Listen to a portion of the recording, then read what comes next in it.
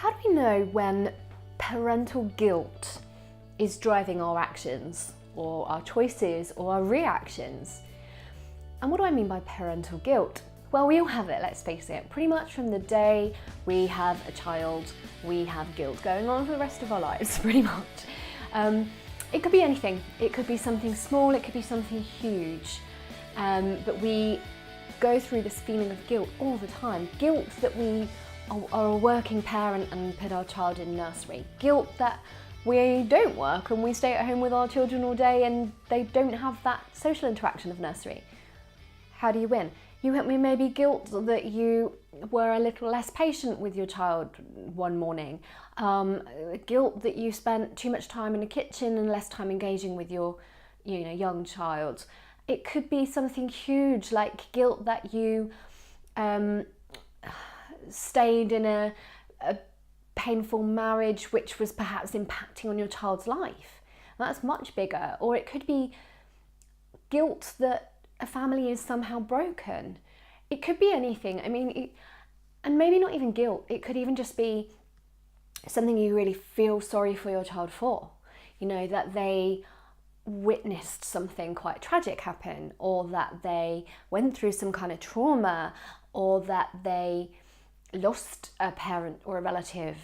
And that's not so much guilt in terms of you feel that you're to blame, but it's almost a feeling of, I guess, a kind of guilt that you feel that you are required to protect your child so much that you just have this constant feeling of guilt. It's perfectly normal, by the way. And so if this resonates, then it wouldn't surprise me. And I think it possibly affects women more than men, although I think it affects parents generally. But what about when it's factors like that actually interfere with how we treat or respond or parent our children? Because if it's not coming from a place of actual pure help and support for that child, it's coming from a place of guilt, the chances are you'll end up picking the wrong approach. So, for example, let's really bring this back to sleep.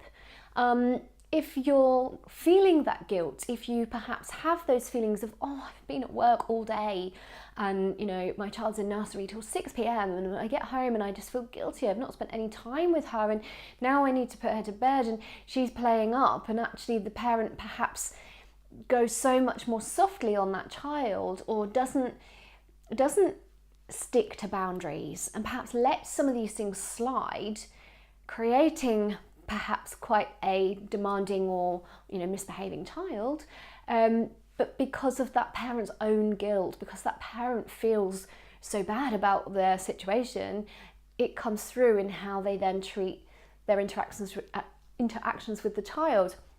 That's not actually helpful. And so the whole purpose of this video is to really bring to the forefront of our minds an awareness about why you're choosing to do what you do, why you're choosing to respond how you are responding or not. And is it coming from a pure place of your key parenting values and what you feel is best for your child?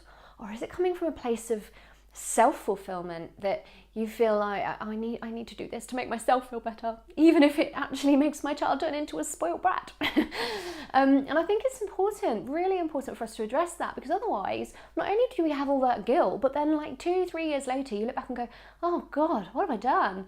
As a repercussion, there's a ripple effect. And as that repercussion, what you then end up seeing is that you overcompensated because you weren't there in the day, by allowing too much leeway and breaking of boundaries, and then you ended up teaching your child perhaps to not behave in the ways which you would prefer.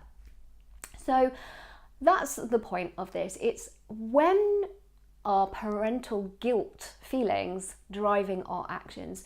So think about that with bedtime, especially with little ones, and remember what's best for them. What is best for your child? If you're sat there and your child is having a meltdown about something perhaps, and you just feel so awful that you can't bear seeing them upset and you just want to make it better, just stop and remember that you can console your child, you can reassure your child, but you don't have to break all your rules and boundaries and confuse that child. And actually having nice, clear rules and boundaries, they might test them from time to time, but knowing that they're there, knowing that you mean it, actually that creates a real solid foundation for that child.